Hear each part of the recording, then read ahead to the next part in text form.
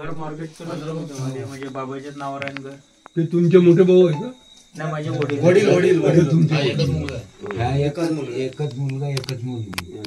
मुलीचं लग्न झालं त्याच्यासाठी ते मग काळा लागले तेव्हा म्हणजे ते बाईचं लग्न केलं तेव्हा म्हणून पायानं थोडेसे अपंगी होते वगैरे करे शेतातले. म्हणजे कसं केवढं जमीन आहे.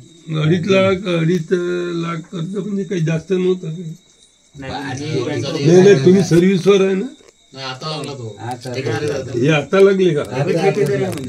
नाही ठेकेदारी का परमनंट ठेकेदारी वाले परमनंट काहीतरी केले असं आहे का? नाही, होणार आहे. 19% वाढवलं त्यांनी फक्त. होणार आहे. आता तरी तुम्हाला 25,000 पगार असेल ना? बँकेसोबत काही पत्रव्यवहार केले नाही. 15-16 उद्या तर सुट्टीच आहे ना, परवा करणे पडते पत्रव्यवहार.